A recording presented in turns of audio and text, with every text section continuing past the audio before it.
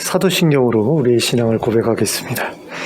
전능하사 천지를 만드신 하나님 아버지를 내가 믿사오며 그 외아들 우리 주 예수 그리스도를 믿사오니 이는 성령으로 잉태하사 동정녀 마리아에게 나시고 본디오 빌라도에게 고난을 받으사 십자가에 못 박혀 죽으시고 장사한 지 사흘 만에 죽은 자 가운데서 다시 살아나시며 하늘에 오르사 전능하신 하나님 우편에 앉아 계시다가 저리로서 산자와 죽은 자를 심판하러 오시리라.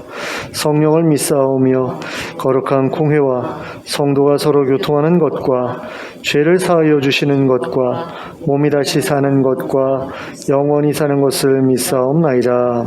아멘. 찬송가 86장을 함께 찬송하시겠습니다. 찬송가 86장입니다.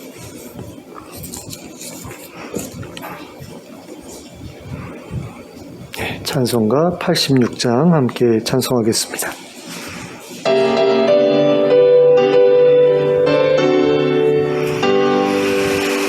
내가 늘 의지하는 예수 나의 상처 입은 심령을 불쌍하게 여기사 위로하여 주시니 미쁘신 나의 좋은 친구 내가 의지하는 예수 나의 사모하는 친구 나의 기도 들으사 응답하여 주시니 미쁘신 나의 좋은 친구 주의 손을 의지하고 살 때 나를 해할 자가 없도다. 주님 나의 마음을 크게 위로하시니 미쁘신 나의 좋은 친구 내가 의지하는 예수 나의 사모하는 친구 나의 기도 들으사 응답하여 주시니 미쁘신 나의 좋은 친구 내가 요단강 건너가며 마음이 두려워서 떨 때도 주가 인도하시니 어찌 두려워하랴 미쁘신 나의 좋은 친구 내가 의지하는 예수 나의 사모하는 친구 나의 기도 들으사 응답하여 주시니 미쁘신 나의 좋은 친구 이후 전국에 올라가서 모든 성도들과 다 함께 우리들을 구하신 주를 찬양하리라. 미쁘신 나의 좋은 친구 내가 의지하는 예수 나의 사모하는 친구 나의 기도 들으사 응답하여 주시니 미쁘신 나의 좋은 친구. 아멘. 300장 찬송하시겠습니다. 찬송가 300장입니다.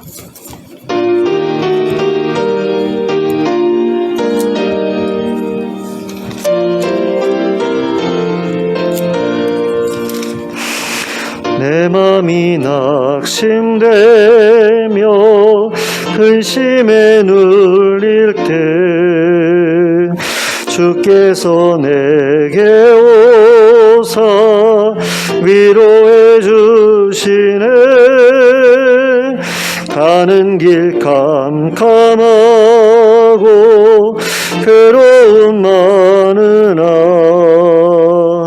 주께서 함께하며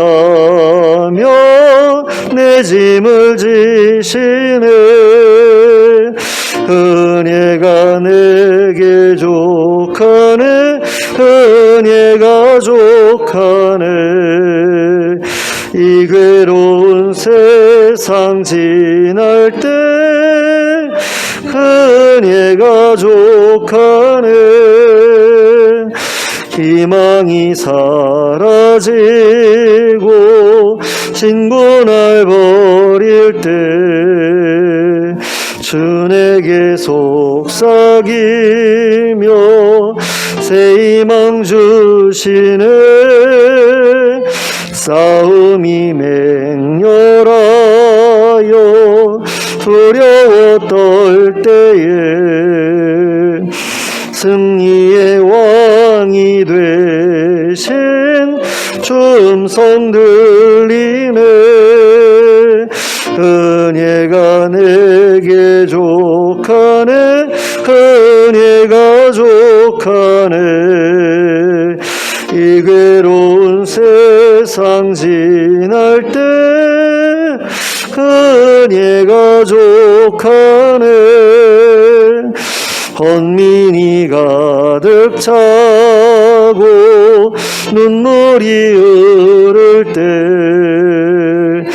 주 나의 곁에 오사 위로해 주시네.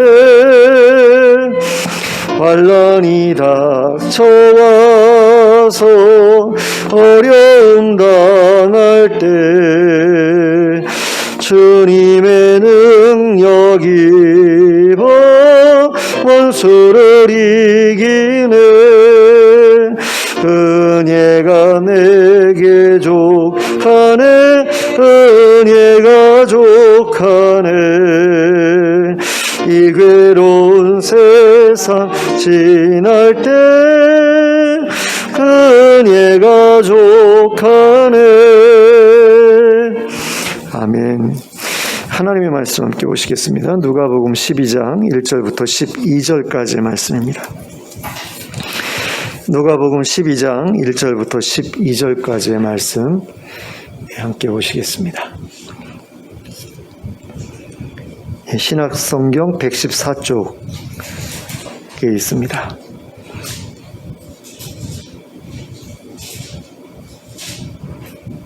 신약성경 114쪽 누가복음 12장 1절부터 12절까지를 함께 합독하도록 하겠습니다. 시작. 그동안에 무리 수만 명이 모여 서로 밟힐 만큼 되었더니 예수께서 먼저 제자들에게 말씀하여 이르시되 바리새인들의 누룩 곧 외식을 주의하라.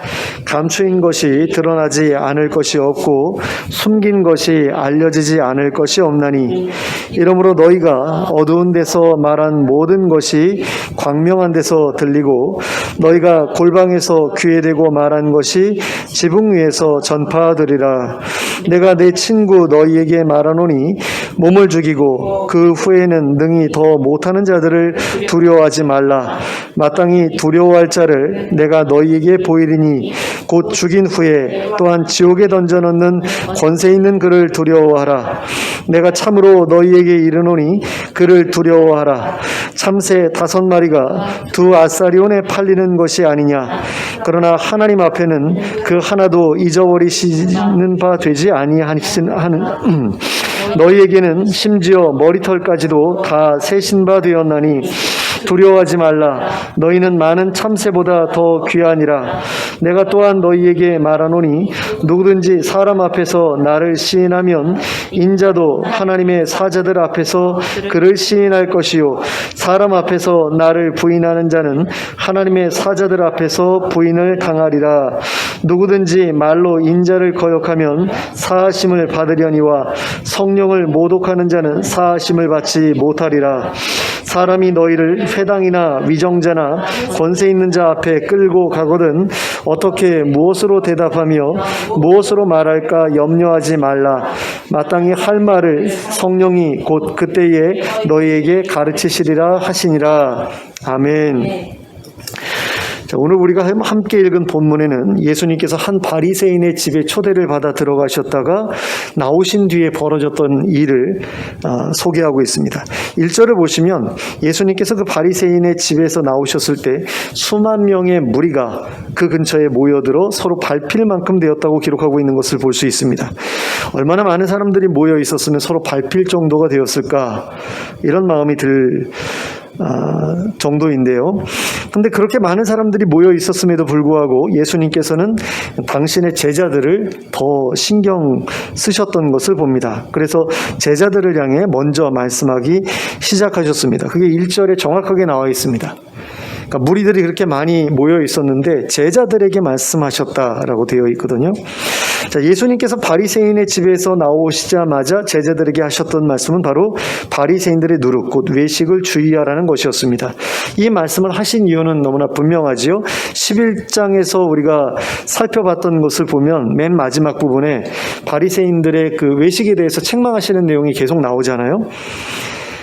그렇게 말씀하시고서 이제 나오셔서 제자들에게 다시 한번 그 부분을 짚어주시는 것은 어떤 면에서는 굉장히 자연스럽고 당연한 일일 수밖에 없는 거죠.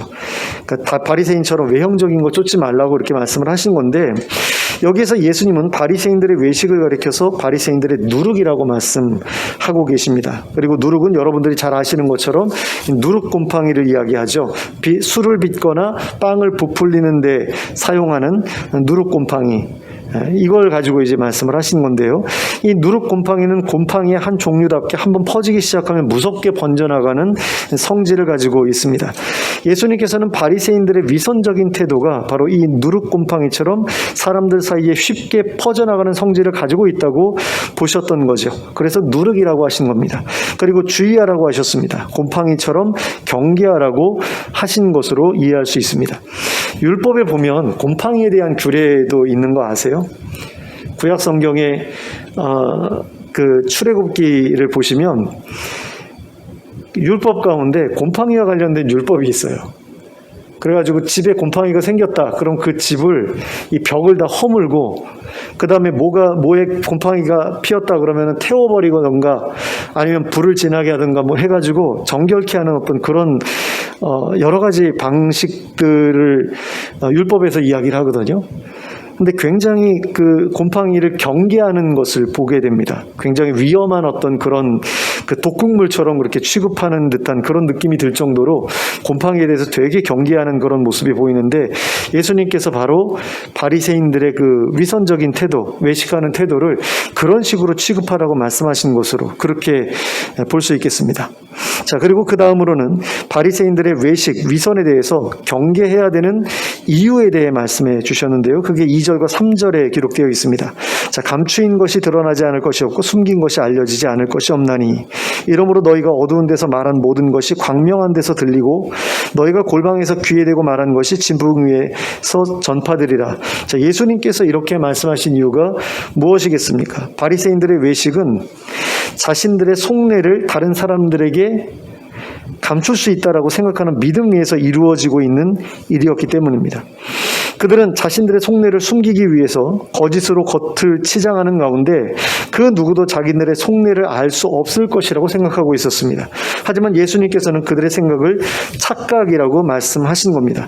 아무리 깊이 감추어 놓았던 것이라도 결국에는 드러나게 될 것이고, 아무리 꼭꼭 숨겨 놓았던 것이라도 결국에는 알려지게 될 것이라고 말씀하셨습니다. 그러므로 너희가, 여기서 너희는 제자들을 가리키는데요, 제자들이 어두운 데서 말한 모든 것이 밝은 곳에서 들리게 될 것이고, 제자들이 골방에서 귀에 대고 말한 것도 지붕에서 전파되리라고 하셨습니다.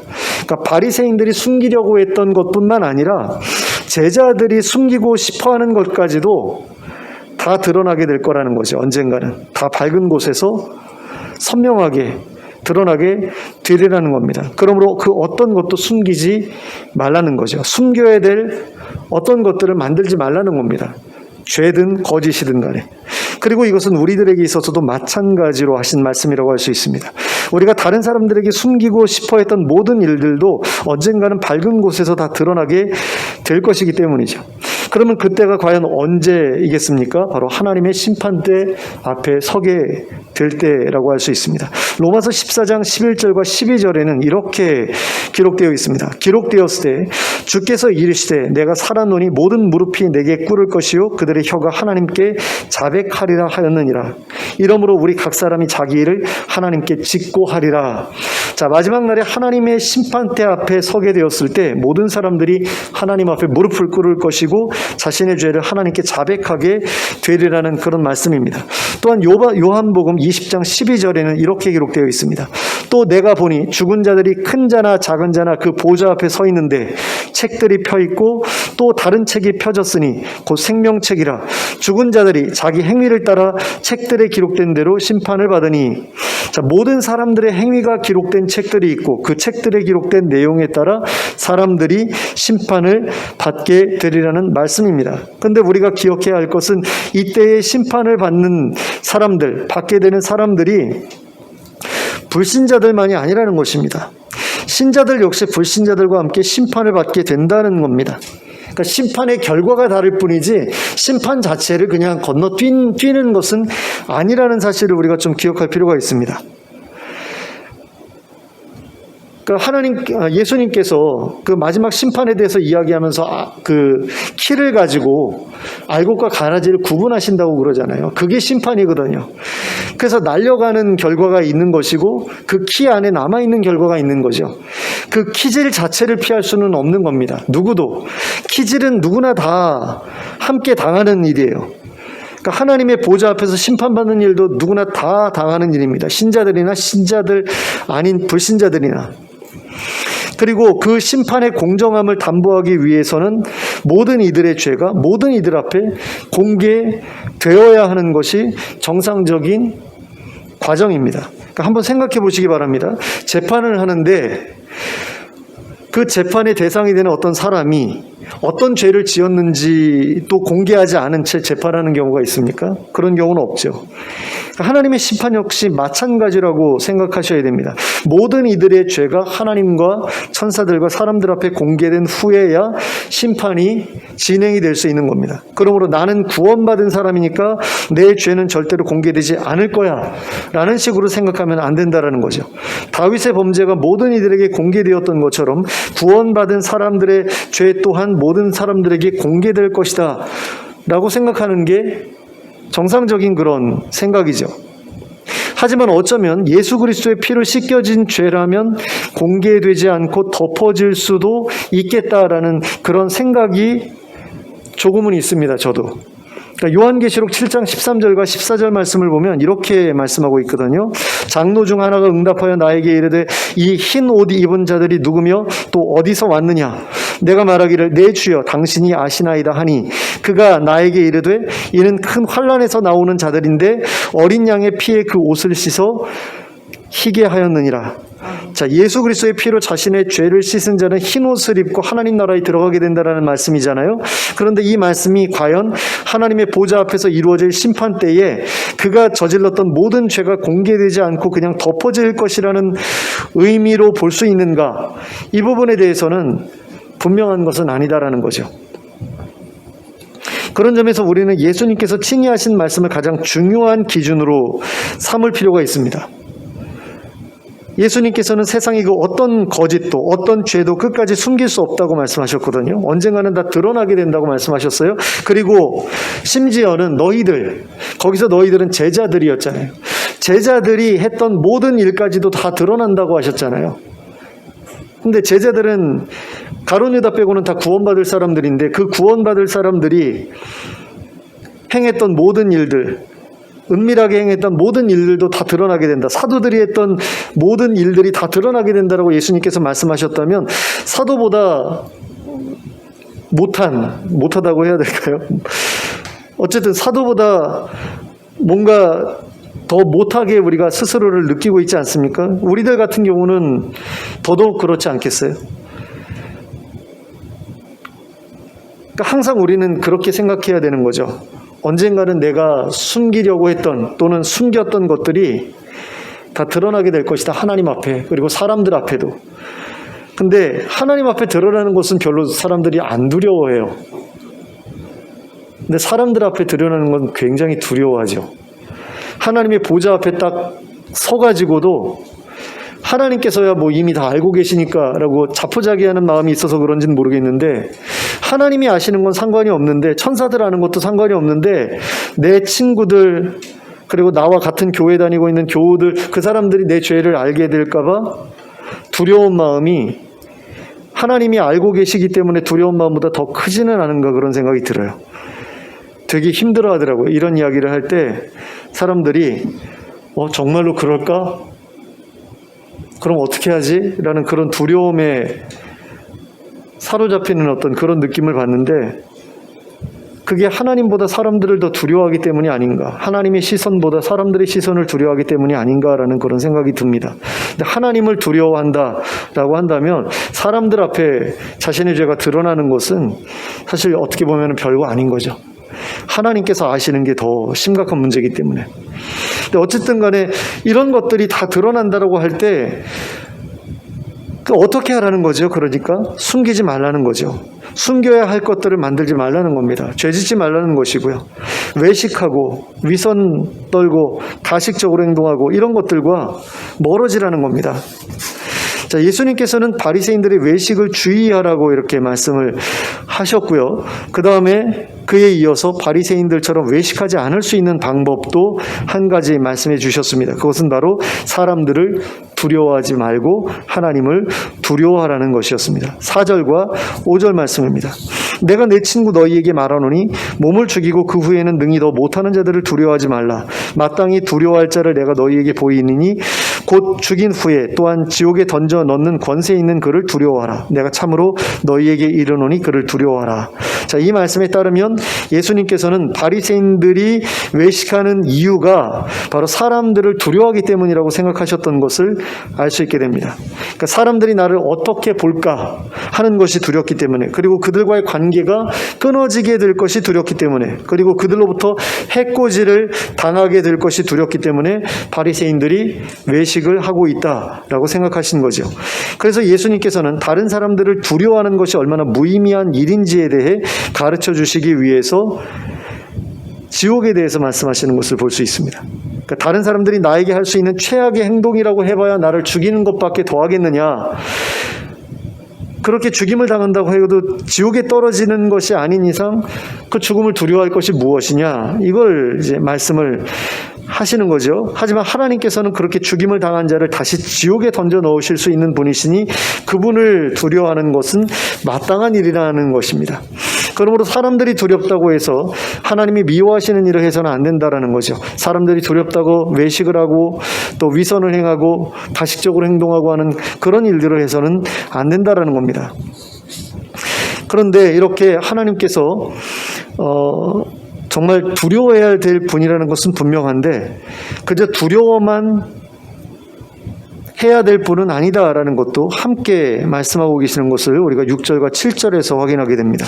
참새 5마리가 두 아사리온에 팔리는 것이 아니냐. 그러나 하나님 앞에는 그 하나도 잊어버리시는 바 되지 아니하는도다. 너희에게는 심지어 머리털까지도 다 세신 바 되었나니 두려워하지 말라. 너희는 많은 참새보다 더 귀하니라.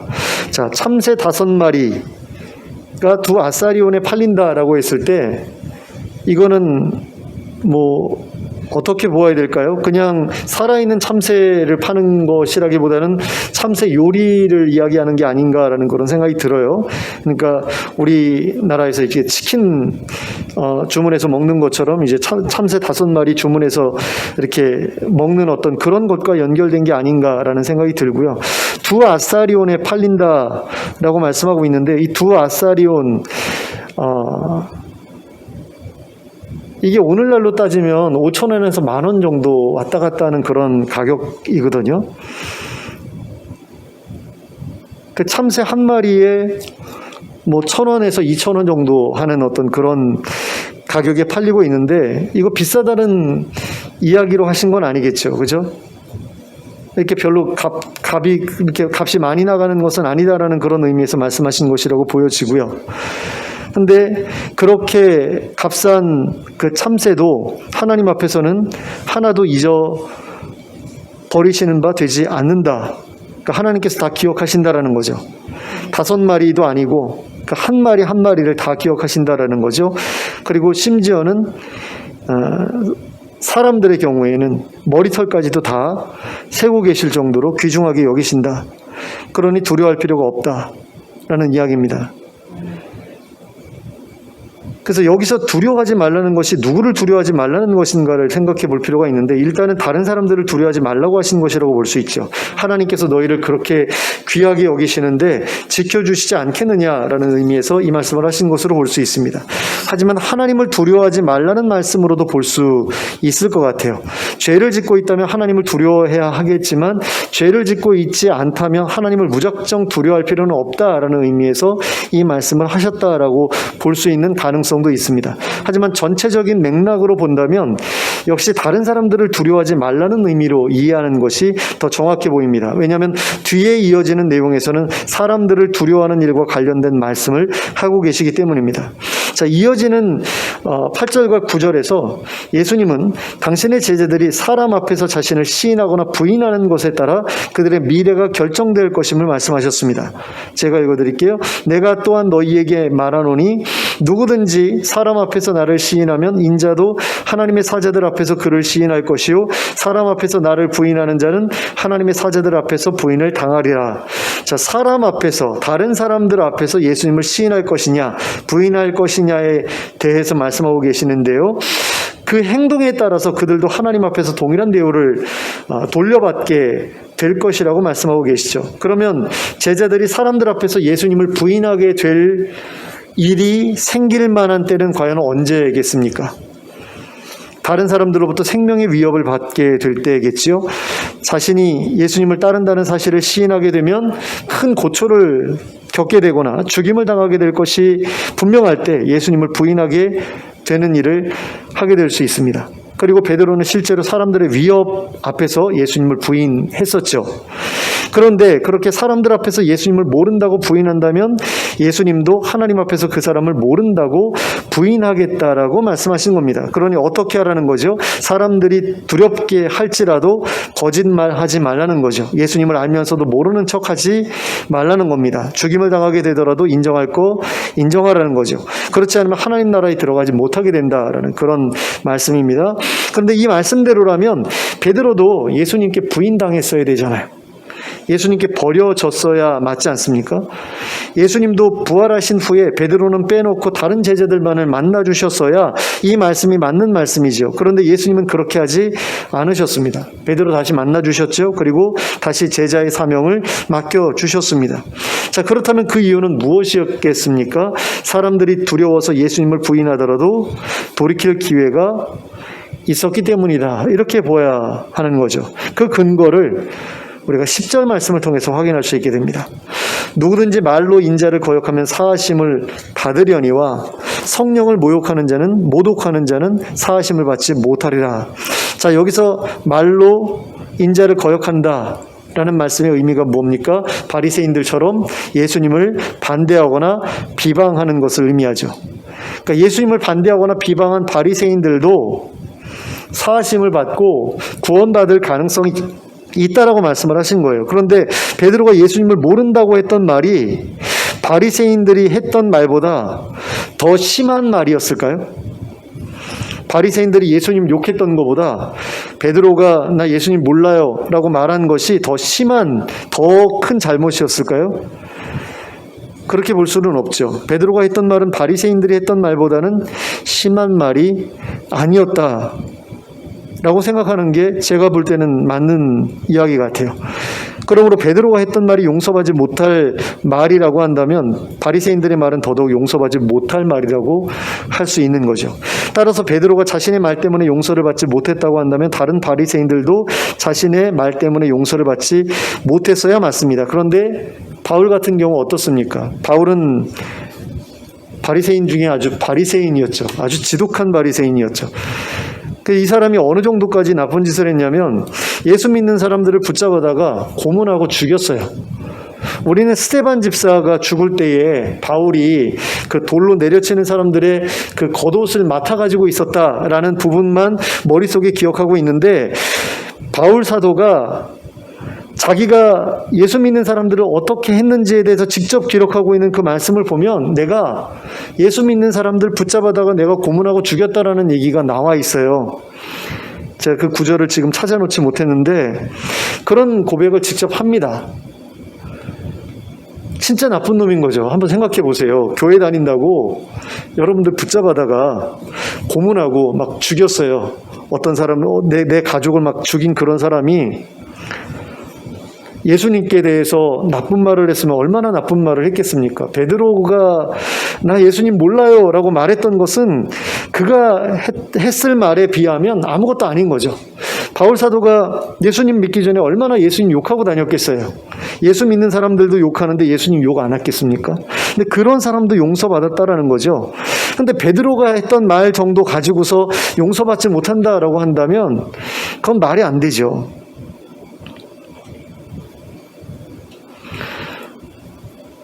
그러니까 말로 부인한 죄도 또 말로 거역한 죄도 온전한 회개가 따르기만 한다면 사함받을 수 있다라는 것을 본문 10절이 우리들에게 가르쳐주고 있다는 겁니다. 그러므로 죽음의 위협 앞에서 피치 못할 상황 속에서 예수님을 부인했다고 해가지고 나는 끝났구나 하면서 절망하는 것은 그건 어리석은 일이죠. 온전한 회개를 통해서 능히 사함 받을 수 있는 죄이기 때문에 회개할 생각을 해야지 난 끝났어 그리고서 가룟 유다처럼 가서 목매달아서 자살하고 이런 건 아닌 거죠.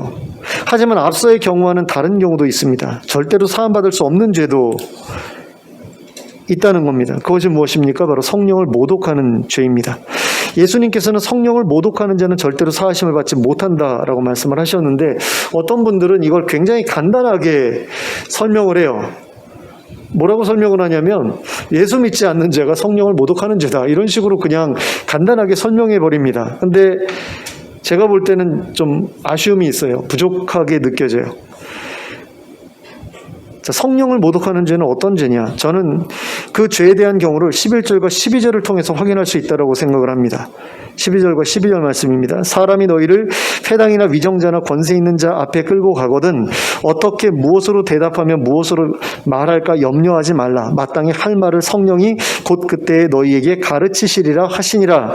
자, 사람들이 제자들을 그리고 우리를 예수님을 따른다는 이유로 끌고 가서 사람들 앞에서 신문을 하거나 법정에 세우게 될 때 성령님께서 우리에게 마땅히 할 말을 가르쳐 주실 것이다 라고 말씀하고 있잖아요. 자, 그런데 이 말씀을 하시는 그 목적이 뭡니까? 성령께서 그때 너희에게 뭔가를 가르쳐 주실 거래요. 그럼 어떻게 하라는 거죠? 그냥 그렇구나 듣고서 말라는 이야기입니까? 아니잖아요. 그것을 말하라는 거죠. 그 가르쳐 주시는 말씀대로 말하라는 겁니다. 그런데 그 가르쳐 주시는 말씀대로 하지 않으면 어떻게 되는 거죠? 성령님의 말씀을 거역하는 게 되는 거죠. 그게 성령님을 모독하는 게 되는 겁니다. 제사장의 집에서 사람들로부터 너도 예수와 한패지라고 그런 질문을 받았을 때 그때 베드로는 성령님으로부터 어떤 말을 하라는 명령을 받지 못했던 상태입니다. 그러니까 성령으로 충만한 상태도 아니었고 오순절 사건이 일어나기 전이었기 때문에 아직까지 굉장히 부족한 여러 부분에서 모자란 그런 상태였잖아요. 그런 상태에서 두려움에 사로잡혀가지고 예수님을 부인했는데 성령님께서 그를 사로잡고 있는 상태도 아니었고 어떤 말씀을 주신 것도 아니었고 모든 것이 부족하기만 한 그런 상태에서 이런 일을 했을 때에 그건 성령님을 모독하는 죄라고 말할 수 없는 그런 죄였다라는 거죠. 그러니까 예수님을 부인한 죄가 없었다라는 이야기가 아니라 그건 죄가 아니었다 뭐 이런 이야기가 아니라 그가 예수님을 부인하긴 했어도 성령을 모독하는 죄를 지은 것은 아니었다라는 그런 이야기입니다. 하지만 만일 베드로가 그때에 성령님으로 충만한 가운데 있었다. 그래서 성령님께서 그의 마음 가운데 어떤 말을 해라. 예수님을 부인하지 말아라 라고 명령하셨다면 그는 결코 그 자리에서 예수님을 부인하지 말았어야 하는 거죠.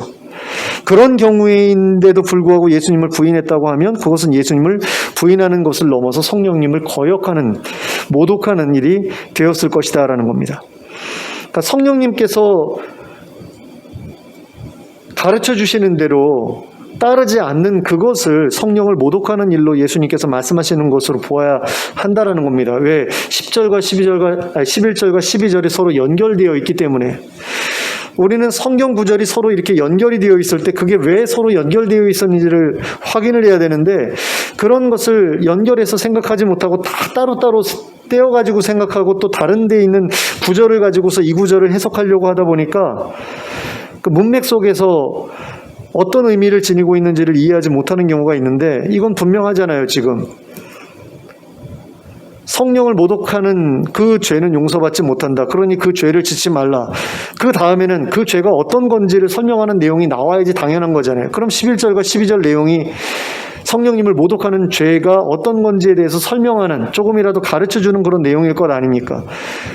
그러니까 성령님께서 가르쳐 주시는 게 있는데 그것에 대해서 따르지 않고 반대로 행한다. 그게 성령님을 모독하는 그런 행위가 되는 거죠. 자, 그리고 여기서 우리가 또 한 가지 이제 깨닫게 되는 것이 한 가지 있는데, 그것이 무엇이냐면, 하나님께서 우리에게 허락하시는 시험은 언제나 우리가 감당할 수 있는 수준에서 주어진다라는 겁니다. 그러니까 우리가 감당할 수 없는 시험을 만나 넘어질 때에 그것 때문에 우리를 책망하고 포기하는 일은 하지 않으신다라는 거죠. 그러니까 우리가 정말로 힘든 문제를 만나가지고 넘어졌는데 왜 너 넘어졌어? 라고 그러면서 하나님께서 우리를 포기하시는 일은 없다라는 겁니다. 베드로가 만났던 시험이 바로 그런 시험이었던 거죠. 베드로로서는 감당할 수 없는 시험을 만난 거예요. 예수님을 부인했던 그 일이 베드로로서는 감당할 수 없었기 때문에 넘어진 거였다라는 겁니다. 그러니까 하나님께서 그걸 봐주신 거죠. 예수님께서 그걸 용서해 주신 거죠. 근데 만약에 그가 성령으로 충만한 가운데 있었음에도 불구하고 예수님을 부인했다. 내면에서 너 예수님 부인하지 말아야 해. 라고 계속해서 성령께서 분명한 말씀을 주시는데도 불구하고 사람들이 두려워서 예수님을 부인했다. 그렇다면 그거에 대해서는 책임을 물으셔야죠. 하나님께서는 우리가 감당할 수 있는 시험에 넘어졌을 때에만 그에 대한 책임을 물으신다라는 사실을 우리는 기억할 필요가 있습니다. 그러니까 성령님을 모시지도 않고 있는 사람에게 성령님을 거역한 죄를 물으시는 그런 일은 절대로 없는 거죠. 그러므로 아직까지 성령님을 모시지 못하고 영적인 어떤 체험도 없고 그런 사람이라면 내가 성령님을 모독하는 죄를 짓게 되지 않을까 하고 두려워할 필요가 없잖아요. 근데 너무 착한 사람들이 많죠, 교회에는.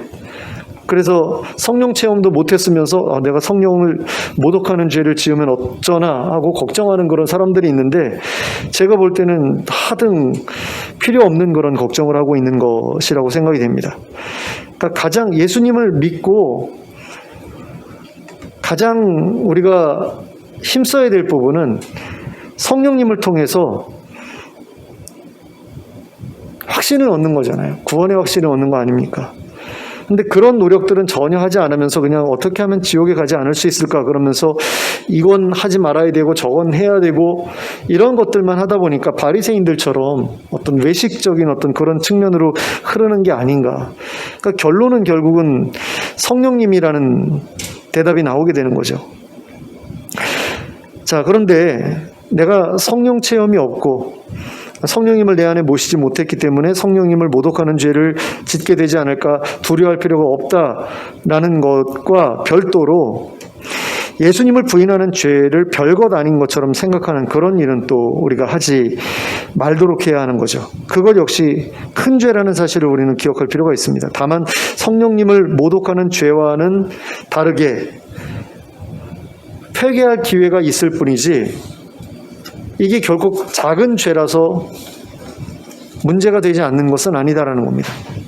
근데 그런 기회가 있다고 하더라도 그 기회를 붙잡지 못하는 경우가 생길 수도 있다는 사실을 우리가 좀 기억할 필요가 있습니다. 그러니까 회개할 기회가 있어도 회개의 기회를 잡지 못하는 경우가 있다라는 거죠. 가룟 유다처럼 지레 겁을 먹고서 스스로 목숨을 끊어서 회개의 기회조차 날려버릴 수도 있다라는 겁니다. 그리고 베드로 역시 그 죄를 지었을 때 그 죄책감으로 인해서 꽤 오랜 시간 동안 심적으로 괴로워하지 않았습니까? 예수님 앞에서 얼마나 부끄러워했어요. 이런 것들을 생각할 때 그런 죄는 짓지 않는 게 가장 좋은 거죠. 죄는 무조건 멀리하는 게 좋은 것 아닙니까? 근데 어떤 사람들은 그런 죄를 지어놓고도 별로 두려워하지 않는 것을 볼 때가 있습니다. 과거 일제시대 때 신사참배에 동참했던 목사들도 그런 모습을 보였던 것을 보게 됩니다. 그들 중에 어떤 사람들은 내가 신사에 가서 절은 했지만 속으로는 하나님께 이 신사를 무너뜨려 주세요라고 기도했다라고 하면서 자기들의 행위가 죄가 아니었다라는 식으로 주장하기도 했습니다. 실제로 그런 사람들이 있었어요. 신사 참배하고 내려오면서 이 신사를 무너뜨려 주세요라고 난 기도했다. 나는 절한 게 아니다. 이런 식으로 자기의 죄를 정당화한 사람들이 있었다라는 겁니다. 이 사람들은 자기들이 지은 죄를 심각한 죄라고 생각하지 않았던 거죠. 이 사람들이 자기들의 죄를 정말로 심각하게 생각했다면 당장에 목사직을 내려놓고 목회를 그만두었을 것입니다. 하지만 이 사람들은 그렇게 하지 않았습니다. 오히려 교단의 권력을 탐했고요. 신사참배를 거부했던 사람들을 교단에서 제명하기까지 했습니다. 주기철 목사님도 제명했던 거 아세요? 교단에서. 주기철 목사님은 통합이라고 그러기가 좀 그렇네요. 왜냐하면 갈라지기 전이었으니까. 합동하고 통합하고 갈라지기 전에 이분을 제명을 했어요. 신사참배를 거부한 이 주기철 목사님, 순교자 주기철 목사님을 교단에서 제명을 했어요. 장로교에서. 어떤 사람들이 그 짓을 저질렀느냐? 신사참배했던 목사들이 그 짓을 저질렀습니다.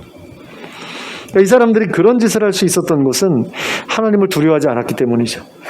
사람들만 두려워했기 때문입니다.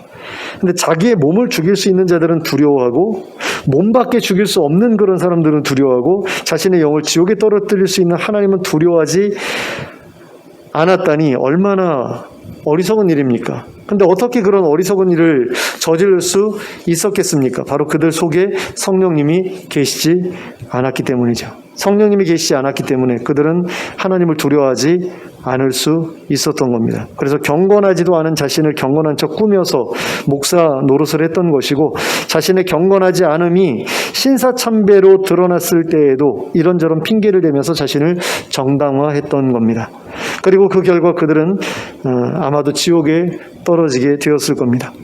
그러므로 교회에서 목사의 자리에 앉았든 장로의 자리에 앉았든 또는 권사의 자리에 앉았든 그것은 하나님 나라에 들어가는 일에 아무런 의미가 없는 것임을 기억할 필요가 있습니다. 그런 직분이 우리를 지옥에서 건져줄 수 없기 때문입니다.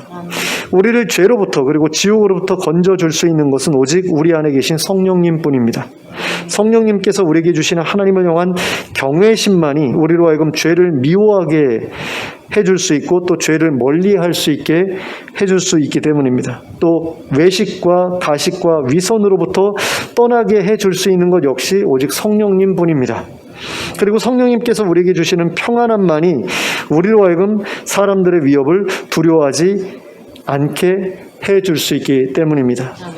그러므로 하나님을 경외하는 마음과 세상이 줄 수 없는 평안을 성령님께 간절히 구해 받아 누리는 여러분들이 되시기 바랍니다. 그리고 그럼으로써 사람들에 대한 두려움에서 벗어나 진실하고 거짓 없는 삶으로 하나님께 영광을 돌리는 저와 여러분이 될 수 있기를 예수 그리스도의 이름으로 축원합니다.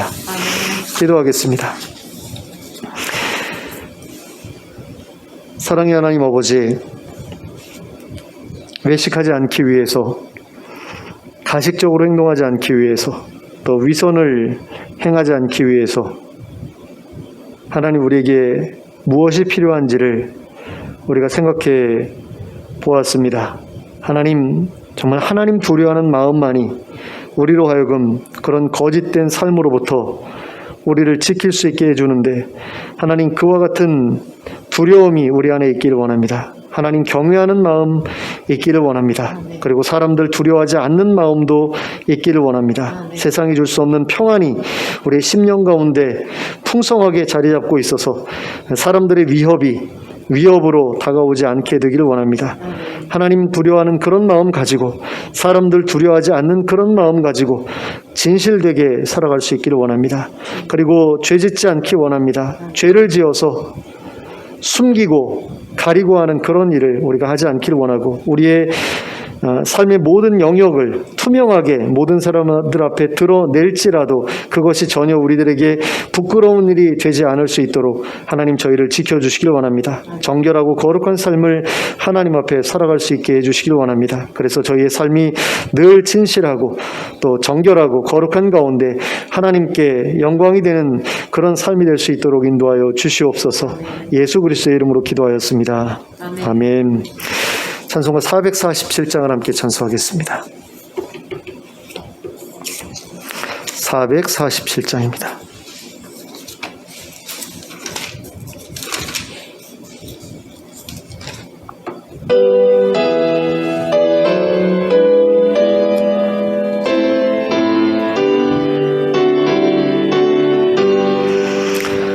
이 세상 끝날까지 주 섬겨 살리니 내 친구 되신 주여 늘 함께 하소서. 주 나와 함께하면 전쟁도 겁없고 주 나를 인도하면 늘 안심하리라. 나 주를 따를 때에 주 약속하신 곳 그 영광 중에 모두 이루어 주소서. 나 주의 뒤를 따라 섬기며 살리니 그 크신 은혜 속에 날 인도하소서. 이 세상 온갖 시험 내 마음을 흔들고 저 악한 원수들이 안팎에 있으나 주 나를 돌보시사 내 방패 되시고 내 옆에 계신 것을 늘 알게 하소서. 저 영광 빛난 곳을 주 허락했으니 그 허락하신 곳을 늘 사모합니다. 끝까지 쉬지 않고 주 따라가리니 주 넓은 사랑으로 늘 인도하소서.